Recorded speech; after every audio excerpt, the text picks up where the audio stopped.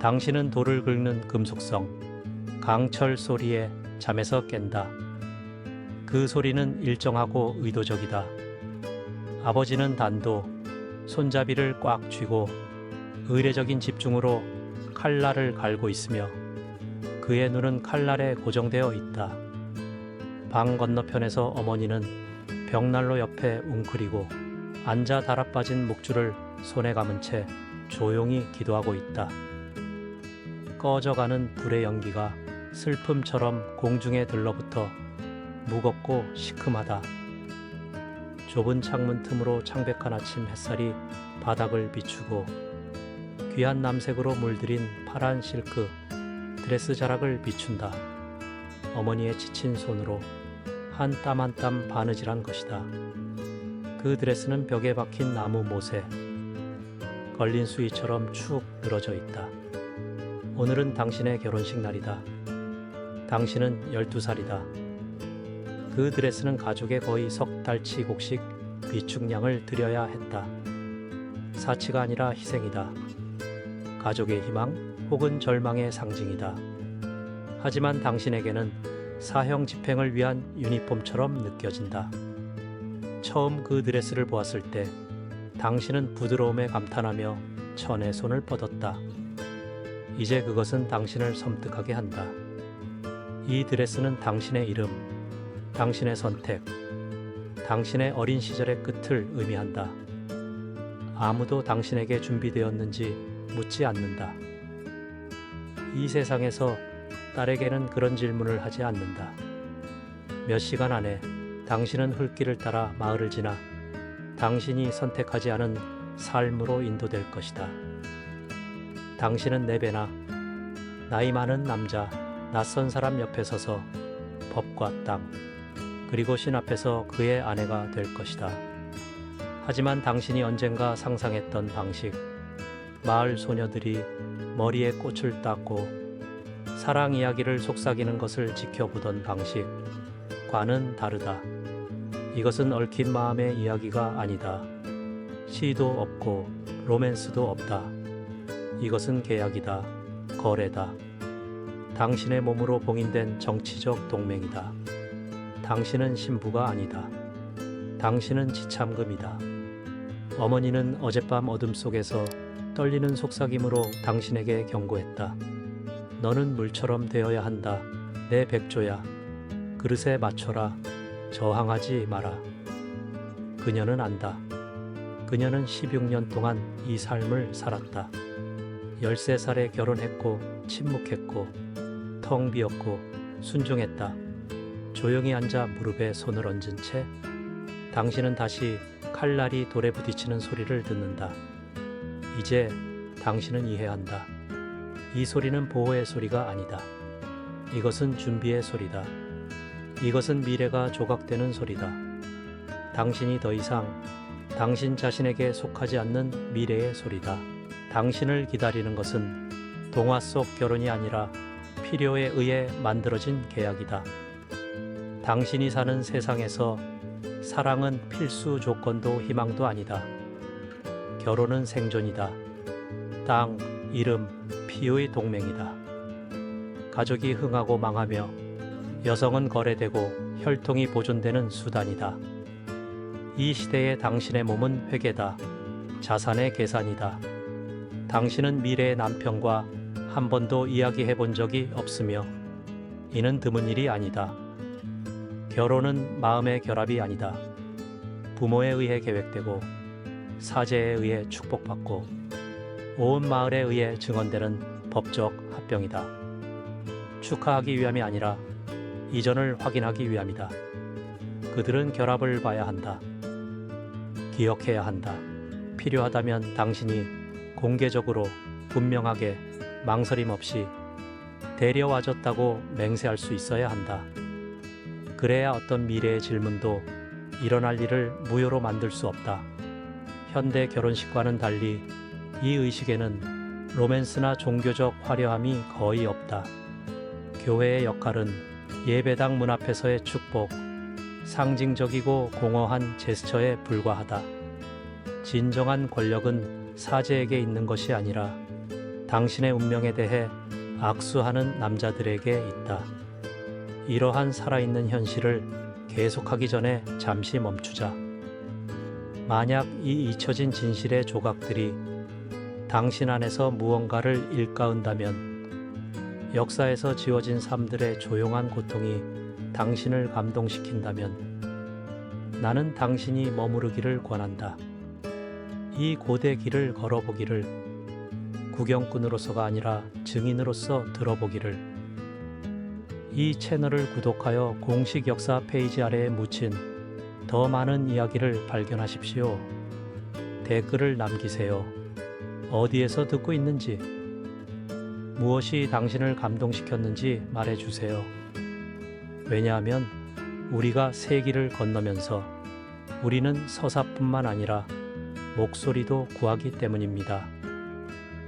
당신이 들을 것은 충격을 주기 위해 만들어진 이야기가 아니다. 그것은 생존의 모습이다. 너무나 완벽하고 너무나 융통성 없는 시스템에 대한 연구로 수백만 명의 여성들이 그 안에서 원하는 것을 질문받지 못한 채 살고 죽었다. 결혼 계약서가 나무 탁자 위에 망명 선고문처럼 펼쳐져 있고 오직 촛불의 희미한 빛만이 비춘다. 라틴어 잉크가 양피지에 번져 있고 각 단어는 수세기의 전통과 통제로 가득 차 있다. 당신은 읽을 수 없지만 그 의미는 당신의 운명에 새겨져 있다. 43세의 옴포르경 제프리는 최근에 아내를 잃었고 세계의 영지와 200명의 영혼을 소유한 영주로 새로운 아내를 찾고 있다. 그의 자귀, 토지, 혈통이 그의 화폐다. 그 대가로 당신의 아버지는 당신, 클레어 경, 윌리엄의 딸, 11세의 마틸다, 숙녀을 은화 50, 마르크의 지참금과 에드워드 왕과 연결된 혈통과 함께 제공한다. 이 합의는 3일이 걸렸다. 조건의 복잡성 때문이 아니라 당신의 아버지가 성급히 계약을 체결하는 것을 거부했기 때문이다. 당신은 그의 가장 귀중한 자산이다. 길들을 여지기 충분히 어리고 곧바로 상속자를 낳을 만큼 다산적이며 가문을 높일 만큼 충분히 고귀하다. 당신의 미래 남편의 슬픔은 만약 존재했다면 오래전에 돌이 되었다. 그의 첫 번째 아내는 15살의 출산 중 사망했으며 그녀가 결코 선택하지 않은 역할 때문에 몸이 망가졌다. 당신의 젊음은 그를 귀찮게 하지 않는다. 그것은 그가 정확히 원하는 바이다. 당신은 그를 본 적이 없다. 그의 이름을 발음해 본 적도 없다. 이것은 중요하지 않다. 당신의 적합성은 다산성, 지위, 그리고 순종을 기반으로 계산되었다. 이 세상에서 딸들은 결혼을 위해 준비되는 것이 아니다. 그들은 화폐로 길러진다. 당신의 아버지의 협상은 사랑이나 안전을 위한 것이 아니다. 그것은 경제이다. 중세 유럽에서 결혼은 시장이고 여성은 상품이다. 계약은 소녀들이 아직 요람에 있을 때 체결된다. 교회는 나중에 이러한 결합을 축복하며 성스러움의 언어로 장식하지만 여기서는 지금 거의 개입하지 않는다. 교회조차 결혼을 필요한 악으로 욕망을 유용한 것, 자녀, 상속인, 재산 보존으로 이끄는 방법으로 본다. 설교되는 성스러움은 수세기 후에나 올 것이다. 귀족이라면 아마 12세에서 14세 사이에 결혼할 것이다. 준비가 되어서가 아니라 가족들이 기다릴 위험을 감수할 수 없기 때문이다. 일찍 자녀를 낳을수록 혈통은 더 강해진다. 농민이라면 조금 더 늦게 16세나 18세에 결혼할 수 있다. 하지만 자비심 때문이 아니다. 단지 가족이 당신의 노동력을 더 오래 필요로 하기 때문이다. 어떤 경우에도 당신의 몸은 당신의 것이 아니다. 당신의 미래도 마찬가지다. 어머니는 떨리는 손가락으로 당신의 드레스 단추를 채워준다. 각 단추에는 가족 문장이 새겨져 있다. 화살에 꿰뚫린 백조. 그녀는 사랑이나 행복에 대해 말하지 않는다. 오직 의무에 대해, 생존에 대해 물처럼 되어라. 그녀가 속삭인다. 그릇의 형태를 취하라. 저항하지 마라. 그녀의 눈 속에서 당신은 당신의 미래를 비춰본다. 그리고 이어지는 침묵 속에서 당신은 유산의 무게를 느낀다. 땅의 유산이 아니라 고통의 유산이다. 결혼식 날은 기쁨으로 시작되는 것이 아니라 돌이킬 수 없는 것을 위한 준비로 시작된다. 이 의식은 축하가 아니다. 소유권의 확인이며 시든 꽃과 강요된 침묵으로 봉인된 계약이다. 당신은 도살장으로 끌려가는 어린 양처럼 마을을 지나간다. 길은 호기심 어린 시선들로 가득하다. 그것은 애정의 몸짓이 아니라 의무이다. 공식적인 기록이 없는 세상에서 집단적 기억은 법이며 증인들은 미래의 의심에 대한 유일한 방패다. 모든 사람은 보아야 한다. 기억해야 한다. 질문받으면 당신이 실제로 공개적으로 눈에 띄게 망설임 없이 넘겨졌다고 맹세할 수 있어야 한다. 그래야 계약이 무효화될 수 없고 결합이 취소될 수 없다. 현대 결혼식과는 달리 이 의식에는 사랑이나 영적인 화려함이 들어설 여지가 없다. 교회의 역할은 최소한으로 예배당 문 앞에서의 피상적인 축복으로 제한된다. 진정한 권력은 사제에게 있는 것이 아니라 당신의 운명에 대해 악수하는 남자들에게 있다. 마을 사제인 베네딕트 신부가 교회 문 앞에 서 있다. 그의 얼굴은 반복된 경험으로 조각된 돌 같다. 당신은 그가 자신의 드레스에는 너무 작고 듣는 말을 이해하기에는 너무 어린 수많은 소녀들을 보았다는 것을 알고 있다. 그는 고대 라틴어로 말한다. 이 남자를 취하여 죽음이 그들을 갈라놓을 때까지 가지겠는가? 하지만 그 질문은 당신에게 하는 것이 아니다. 이 세상에서 동의는 당신 아버지에게 속한다. 당신은 아이다. 그리고 아이들은 법적으로나 도덕적으로나 동의하지 않는다. 하지만 여기서는 중요하지 않다. 법은 당신의 마음을 보지 않고 오직 당신의 자궁만 본다. 당신은 이해해서가 아니라 기대되는 바이기 때문에 라고 속삭인다. 바람이 당신의 목소리를 거의 집어삼킨다. 제프리 경은 앞으로 한 걸음 나아가 당신을 어린 동물을 살펴보는 사람처럼 평가한다. 그가 당신 손가락에 끼워주는 반지는 금이 아니다. 철이다. 더 싸고 더 무겁고 더 상징적이다. 철은 구부러지지 않는다. 철은 녹는다. 철은 남아있다. 그 다음에는 잔치가 이어진다. 큰 방은 구운 고기, 흰 빵, 맥주잔으로 가득 찬다. 축배는 당신을 위한 것이 아니라 다산성을 위해, 혈통의 지속을 위해, 거래의 성공을 위해 이루어진다. 당신은 그의 옆에 앉아 발을 허공에 매단다. 그는 간단한 질문을 한다. 당신의 건강, 당신의 교육, 당신의 월경주기. 당신은 한 음절로 대답한다. 공포가 당신의 목을 조른다. 음유시인은 궁정사랑의 발라드를 노래한다. 기사와 숙녀들, 불가능한 열정에 대한 이야기. 하지만 그것은 거짓말이다. 환상이다. 진정한 사랑이 중세 결혼 안에 들어설 수 없었기 때문에 만들어진 것이다. 실제로 궁정사랑은 거의 항상 간통적이고 금지되었으며 성사되지 않았다. 결혼은 사랑이 사는 곳이 아니라 죽는 곳이었다. 밤이 깊어질수록 농담은 더 거칠어진다. 웃음소리는 더 커진다. 그들은 첫날 밤 증명에 대해 이야기한다.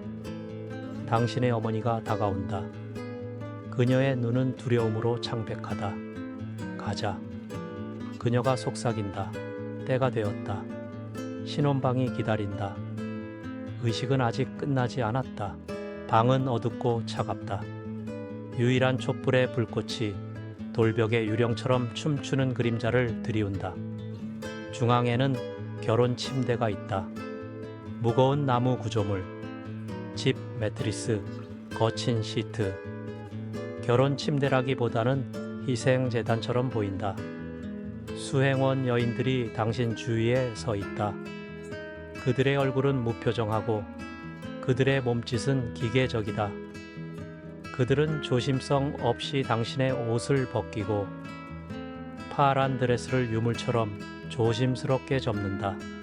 당신은 떨린다. 추위 때문이 아니다. 다가올 일에 대한 확신 때문이다. 제프리 경이 들어온다. 그는 이미 반쯤 옷을 벗었다. 그의 입에서 맥주 냄새가 나지만 그의 발걸음은 단호하다. 그는 망설이지 않는다. 웃지 않는다. 그의 눈은 먹이, 앞의 사냥꾼처럼 당신에게 고정되어 있다. 사제는 그를 따라 들어와 시트에 성수를 뿌리고 다산을 위한 축복을 중얼거린다. 증인들이 다가온다. 그들은 조언을 속삭이고 저속한 몸짓을 하고 웃는다. 한 남자가 다가올 행위를 흉내낸다. 여인들은 마치 당신의 공포가 완벽하게 자연스러운 것처럼 고개를 끄덕인다. 당신은 누우라고 지시받는다. 저항하지 말라고, 소리내지 말라고.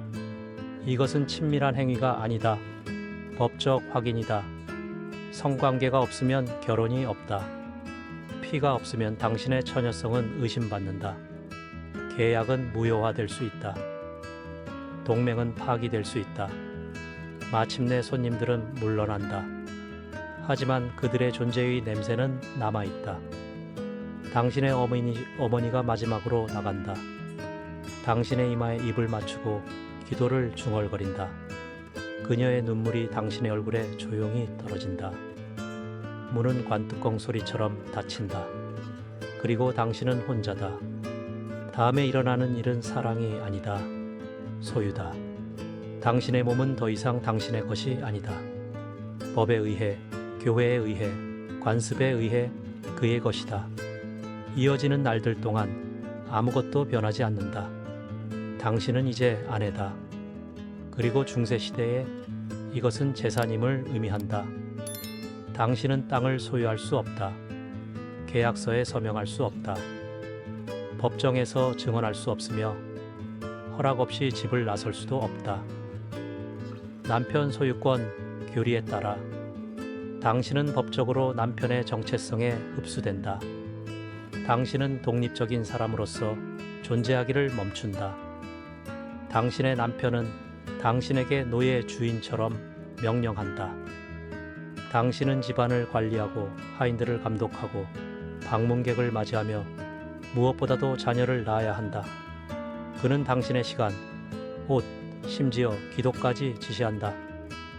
집안의 목사는 당신의 신앙을 감시하고 어떤 이탈도 남편에게 보고한다. 사생활은 없다. 심지어 생각에도 없다. 매일은 해 뜨기 전에 시작된다. 당신은 기도하고 일하고 바느질하고 감시한다. 매일 밤은 같은 방식으로 끝난다. 당신이 원하든 원치 않든 남편의 침대에서. 거절은 선택지가 아니다. 결혼 생활 내에는 강간이라는 단어가 존재하지 않는다. 그의 것은 도둑맞을 수 없다. 당신은 침묵 속에서 자신을 굽히는 법을 배운다. 어머니가 시키신 대로 물처럼 되는 법을 형태 없이, 목소리 없이, 끝없이 갖춰서 첫 임신은 빠르게 찾아온다. 당신은 아직 14살이 차에 되지 않았는데도 배가 불러오기 시작하고 몸은 아직 이해하지 못하는 무게로 변해간다. 축하는 없다. 오직 기대뿐이다. 이것이 당신의 역할이다. 그래서 당신이 팔린 것이다. 중세의학은 여성의 몸에 대해 거의 아는 것이 없었다. 진정한 의사도, 감염에 대한 지식도, 소녀의 신체 발달에 대한 관리도 없었다. 오직 기도와 부적, 그리고 마른 뿌리로 만든 쓴 무약뿐이었다. 당신의 산파 아그네스는 거친 손과 지친 눈을 가진 노부인이다. 그녀는 독수리 발톱을 당신의 목에 걸어주고 차가운 돌을 당신의 배에 놓는다. 출산의 수호성인인 성 마르가리텍에 기도를 중얼거리며 그녀의 고통이 당신의 고통을 덜어주기를 바란다. 진통은 새벽에 시작되어 하루 이상 끌었다. 당신은 목이 쉬도록 비명을 지른다. 그리고는 침묵 속에서 비명을 지른다. 몸은 당신을 안에서부터 찢어발기는 듯한 고통의 파도에 몸부림친다. 당신은 토하고 피를 흘리고 의식을 잃는다. 마침내 아기가 태어났을 때 여자아이였다. 실망은 즉각적이다. 아무도 말하지 않지만 모두가 느낀다. 딸은 언젠가 거래될 수 있다. 하지만 상속자는 아니다. 당신의 남편은 그녀를 품에 안지 않는다. 그녀의 이름을 묻지 않는다. 당신에게 안부를 묻지도 않는다. 그저 돌아선 차에 나간다. 당신은 그녀를 비밀리에 엘리너라고 부른다. 약하고 열나는 팔로 그녀의 작은 몸을 안는다. 하지만 그마저도 당신에게서 빼앗길 수 있다. 중세 사회에서 자녀는 부모의 소유이다. 법적으로 완전히. 어머니는 돌보지만 결정하지는 못한다. 회복은 느리다. 회복이라고 부를 수 있다면 말이다. 당신의 몸은 찢어지고 열나고 지쳤다. 하지만 시간이 없다. 2달 안에 그는 다시 자신의 것을 요구한다. 당신은 설명하려 한다. 아직 아프다고. 겨우 걸을 수 있다고. 몸이 시간이 필요하다고. 하지만 그런 것은 중요하지 않다. 동의는 이 세상에 없는 개념이다. 주기는 다시 시작된다. 임신, 고통, 출산, 상실. 18살의 당신은 이미 4명의 아이를 낳았다. 2은 죽었다. 당신의 몸은 닳아 없어졌다. 금속 거울에 비친 당신의 모습은 더 이상 당신의 것이 아니다. 너무나 많은 것을 견뎌내어 공허해진 어머니의 얼굴이다. 그리고 이것은 예외가 아니다. 이것은 규칙이다. 중세 여성들은 살아남았다면 6, 8번 출산했을 것이다. 아이들의 절반은 5살이 되기 전에 죽었다. 각각의 상실은 조용한 슬픔이며 억눌린 이별이다. 하지만 울기도 전에 또 다른 아기가 이미 오고 있다. 교회는 그것이 하나님의 뜻이라고 말한다. 여성의 고통은 신성하다고. 침묵 속에서 고통받는 것은 미덕이라고. 선택에 대한 가르침은 없다. 출산 강역에 대한 가르침도, 거절할 권리에 대한 가르침도. 하지만 마음속 깊이 당신은 안다. 메스꺼움이 올 때마다, 진통이 올 때마다 당신은 아이뿐만 아니라 자신을 두려워한다. 그리고 속으로는 안다. 만약 당신이 침대에서든 출산 중이든 죽는다면 당신의 부재는 잠시만 느껴질 것이다. 그리고 곧 대체될 것이다. 당신의 몸은 전쟁터가 되었다. 출산과의 싸움뿐만 아니라 통제와의 싸움이기도 했다. 남편의 기분은 예측할 수 없는 폭풍 같다 했다. 그가 불만족스러울 때, 음식이 늦거나 너무 작게 말하거나 임신이 늦어질 때 그의 손이 올라왔다. 그리고 당신은 더 이상 놀라지 않는다. 그저 기다릴 뿐이다. 당신을 보호할 법은 없다. 중세 사회는 아내의 안전에 대한 권리를 인정하지 않았다. 오히려 남편에게 지나치지 않게 폭력으로 아내를 교정할 권리를 부여했다. 하지만 무엇이 지나친지 누가 정의하는가? 멍이 아니다. 금이 간 뼈도 아니다. 그이다. 항상 그이다. 엄지손가락 규칙이라 불리는 것은 남편이 자신의 엄지손가락보다 두껍지 않은 나뭇가지로 아내를 때리는 것을 허용했다. 하지만 아무도 측정하지 않았다. 아무도 신경 쓰지 않았다. 하인들은 못 본 척했다. 당신이 얼굴이 붓고 어깨가 뻣뻣한 채 지나가면 눈을 내리깔았다. 문 뒤에서 속삭였지만 아무 말도 하지 않았다. 그들은 이미 이런 일을 전해 보았다. 그리고 다시 볼 것이다. 당신은 혼자다. 완전히. 다른 귀족 부인들은 친구가 아니다. 라이벌이다. 그들의 말은 벨벳처럼 부드럽지만 칼처럼 날카롭다. 그들의 행동은 애정이 아니라 동맹에 따라 달라진다. 당신은 눈을 바닥에 두고 목소리를 낮추고 발걸음을 짧게 하는 법을 배운다. 어떤 실수든 처벌을 불러올 수 있다. 모성에서도 위안은 없다. 당신이 아이들을 사랑하기를 바라지만 너무 많이는 아니다. 그들을 돌보기를 바라지만 보호하지는 않기를. 그들은 당신의 것이 아니다. 그의 것이다. 7살이 되면 그들은 데려가진다. 다른 영지로 보내져 시중 들고 훈련받고 배우게 된다. 당신은 울 수 있다. 하지만 침묵 속에서만이다. 예배당도 피난처를 제공하지 않는다. 당신은 죄를 고백하지만 당신의 고통은 그 죄에 포함되지 않는다. 사제는 묻는다. 순종했는가? 당신은 남편을 만족시켰는가? 몸과 생각의 순결을 지켰는가? 당신은 두려운 밤들에 대해 말하지 않는다. 당신이 간청했던 때들에 대해 말하지 않는다. 왜냐하면 여기서는 고통이 죄가 아니기 때문이다. 운명이기 때문이다. 교회는 당신이 이브의 딸이라고 가르친다. 그리고 이브는 죄를 지었다. 그러므로 당신은 견뎌야 한다. 다른 길을 감히 상상할 때마다 당신은 상기된다. 이것은 하나님의 뜻이다. 여성은 굽혀야 한다. 복종해야 한다. 침묵해야 한다. 반대를 원하는 것은 위험하다. 반역이다. 그래서 당신은 이러한 욕망을 묻는다. 깊이. 덜 말하고 덜 기대한다. 그리고 시간이 지나면서 당신의 내면의 목소리마저 침묵한다. 이 침묵은 평화가 아니다. 소멸이다. 세상이 당신에게 기대하는 바이다. 마침내 그는 죽는다. 병이나 노안이 아니라 사고로. 말에서 떨어져 자신의 말에게 깔려 죽는다. 제프리 경의 시신은 양털과 침묵에 쌓여 돌아오고 얼굴은 창백하고 움직이지 않으며 예전의 비명이 터져 나오던 가슴 위로 손이 포개져 있다. 당신은 검은 옷을 입는다. 하지만 울지 않는다.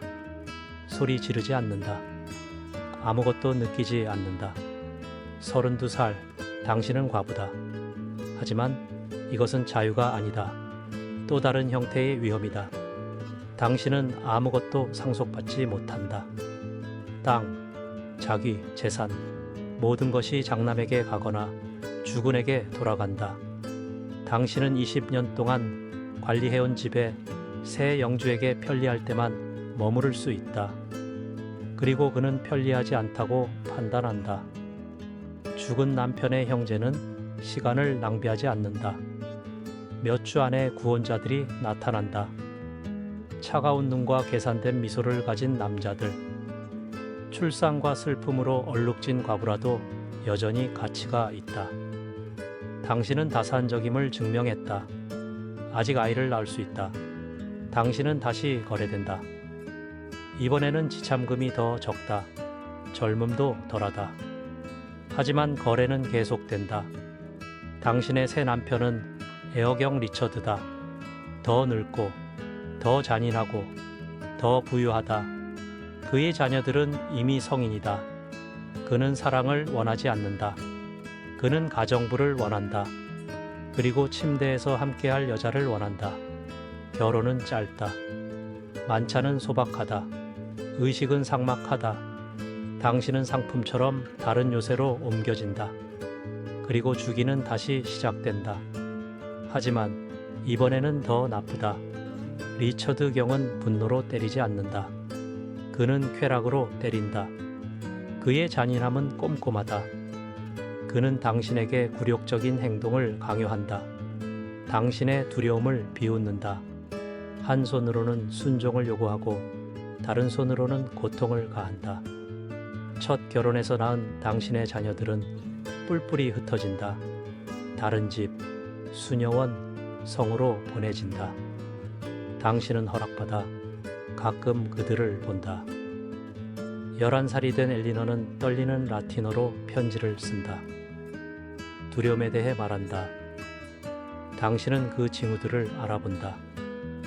당신은 35살에 다시 임신한다. 아무도 소리내어 말하지 않지만 나이가 많다. 당신의 몸은 저항한다. 당신은 피를 흘린다.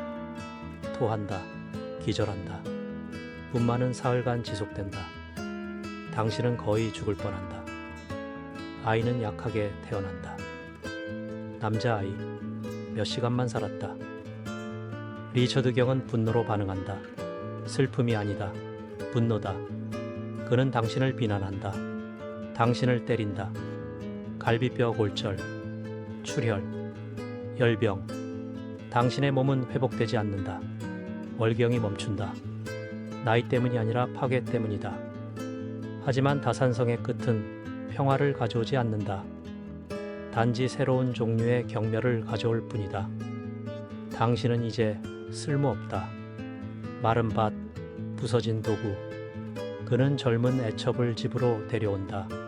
15살, 눈이 휘둥그레진 그녀는 당신 앞에 앉아 당신의 시선을 피한다. 하지만 그녀가 응시할 때 당신은 본다. 그녀를 기다리는 것을 본다. 당신은 그녀에게 경고하고 싶다. 하지만 그럴 수 없다. 이제 당신은 가정부다. 유물, 경고. 당신은 말하지 않는다. 당신은 견뎌낸다. 그리고 어느 날 밤, 38살에 당신은 죽는다. 조용히. 칼로도 아니다. 도구로도 아니다. 하지만 모든 것으로 당신은 떠나고 당신이 남긴 세상은 멈추지 않는다. 동상도 없다. 시도 없다. 당신의 죽음에 대한 단순한 기록 외에는 아무런 언급도 없다. 당신은 예배당 뒤에 묻히고 리넨에 쌓여 미사에서 이름이 마지막으로 한 번 불린 후 사라진다. 당신의 남편, 이제 두 번째 과부가 된 은형식적인 조의를 받고 침묵 속에서 세 번째 아내를 위한 협상을 시작한다. 13살 소녀. 주기는 계속된다. 그리고 계속될 것이다. 하지만 당신에게 남은 것은 무엇인가? 당신의 몸도 아니다. 이름도 아니다. 역사도 아니다. 남아있는 것은 침묵이다. 진정으로 살아보지 못한 삶의 조용한 저항. 작은 몸짓들, 딸에게 속삭여주던 자장가. 딸이 울 때 당신이 그녀의 손을 잡았던 방식. 하인들에게 가르쳐준 약초. 당신이 꿰맨 칼집. 결혼 전날 밤 두려워하던 하녀에게 건넨 부드러운 말. 이것이 남은 흔적들이다. 책이 아니라 그 사이의 공간에. 당신은 자신의 인간성을 결코 인정하지 않는 세상에서 수십 년을 살아남았다. 여러 번 부서지고 희망이 아니라 체념으로 재건되었다. 자신의 자녀들을 아무도 보지 못하는 힘으로 사랑했고 그들이 당신에게서 빼앗아 갈 때조차 당신의 것이 아니라고 말할 때조차 사랑했다. 언젠가 꿈을 꾸었다. 비록 그 꿈들에 대해 말하지 않는 법을 곧 배웠지만 당신은 도망을 상상했다. 하지만 길은 항상 잠겨 있었다. 거울은 당신을 배신했다. 멍은 당신을 형성했다. 기도는 위안을 가져오지 않았다. 하지만 당신은 계속 기도했다. 믿음 때문이 아니라 그것이 남은 전부였기 때문에. 이제 당신의 딸이 당신의 자리를 차지한다. 거의 12살 된 엘리너. 눈은 고정되어 있고 몸은 미동도 없다. 당신은 그 눈빛을 알아본다. 그 고요함을, 비명전의 침묵을. 협상은 거의 끝났다. 당신은 반항하지 않고 그녀를 준비시키려 했다. 그녀에게 침착하고 똑똑하고 살아남으라고 말했다. 하지만 당신의 손은 떨렸다. 그리고 그 떨림 속에서 그녀는 진실을 보았다. 살아남는 것과 복종하는 것이 때로는 같은 것이라는 것을. 그녀는 울지 않는다. 아직은 아니다. 죽기 전날 밤 그녀는 조용히 당신의 방으로 들어간다. 당신의 무릎에 머리를 기댄다. 당신은 그녀의 머리를 쓰다듬으며 화살에 꿰뚫린 백조, 그녀 또한 입게 될 가족 문장의 이야기를 들려준다. 그리고 그녀가 어떤 식으로든 다르게 살기를 바란다. 그녀는 동의한다. 하지만 당신은 그녀의 눈에서 본다. 같은 운명, 같은 감옥. 어머니가 딸들을 자유롭게 하기 위해서가 아니라 고통을 견디게 하기 위해 키우는 세상에서 무슨 희망이 있겠는가. 어쩌면 이것뿐일지도 모른다. 당신의 침묵 속에, 당신의 저항 속에 씨앗이 심겨졌다는 것. 기억, 반란의 그림자. 언젠가 목소리가 될 속삭임. 당신의 것이 아닌 그녀의 것, 혹은 그녀의 딸의 것, 혹은 아직 태어나지도 않은 딸의 것. 왜냐하면 당신의 이름이 잊혀질지라도 당신의 고통의 메아리, 일정하고 미묘하고 끈질기게는 앞으로 나아가기 때문이다. 그리고 그와 함께 언젠가 누군가가 들을 가능성도 있다. 당신의 죽음은 단 한 단어, 열병으로 기록되었다. 그러나 열병은 결코 원인이 아니었다. 원인은 기대의 축적, 순종 그리고 침묵 속에서 이용당하고 버려지는 것이었다. 원인은 세상 그 자체였다. 그것이 어떻게 구축되었는지, 어떻게 여성들의 삶을 먹고 그것을 질서라고 불렀는지. 당신은 유일한 사람이 아니었다. 수백만 명 중 한 명이었다. 이름도 역사도 기억도 없었다. 중세 세계는 우연이 아니었다. 정치, 법, 종교에서 남성 지배를 보장하기 위해 계산되고 유지된 시스템이었다. 그리고 그것은 작동했다. 그것이 공정해서가 아니라 완전했기 때문이었다. 결혼은 그 초석이었다. 지참금, 남편 소유권법, 종교적 교리, 모든 것이 여성들을 재산으로 만들기 위해 함께 작동했다. 교회는 고통이 신성하다고 말했다. 법은 순종을 요구했다. 경제는 다산적인 자궁을 필요로 했다. 그리고 공동체는 침묵하며 지켜보았고 동의했다. 그것은 완벽한 기계였다. 그리고 여성들을 통째로 삼켰다. 하지만 당신은 비록 소모되었지만 완전히 사라지지 않았다. 차가운 돌방에서 헐떡이던 당신의 마지막 숨결의 메아리가 아직도 여행하기 때문이다. 당신의 역사가 묻혔을지라도 당신의 침묵의 형태는 역사가 잊은 공간에 여전히 남아있기 때문이다. 오늘날 많은 사람들이 묻는다. 어떻게 그런 잔혹함이 용인될 수 있었을까? 대답은 간단하다. 그것은 잔혹함으로 여겨지지 않았다. 그것은 자연스러운 것으로, 옳은 것으로, 필요한 것으로 여겨졌다. 여성의 고통은 실패가 아니었다. 안정의 대가였다. 그리고 법이 바뀌었을지라도 그 메아리는 여전히 여기에 있다. 오늘날 더 이상 공개적인 성관계 증명의식은 없다. 하지만 소녀들은 여전히 견디는 법을 배운다. 여성들은 더 이상 법적 재산은 아니지만 양육, 돌봄, 포기의 무게를 계속해서 짊어진다. 기대는 형태를 바꾸었지만 사라지지 않았다. 그리고 아마도 그래서 당신의 이야기가 중요할 것이다. 그것이 드물었기 때문이 아니다. 규칙이었기 때문이다. 그것이 너무 잔인했기 때문이 아니다. 너무 흔했기 때문이다. 그리고 우리가 잘 살펴보면 여전히 그 흔적을 볼 수 있다. 불평등한 임금에서, 고독한 모성에서, 의무로 위장된 가정폭력에서, 우리가 여전히 평화로 착각하는 침묵에서, 그 시스템은 더 이상 중세라고 불리지 않지만 계속 숨쉬고 있다. 당신은 아내가 되기 위해 태어나지 않았다. 그렇게 만들어졌다. 강철, 두려움, 복종으로 단련되었다.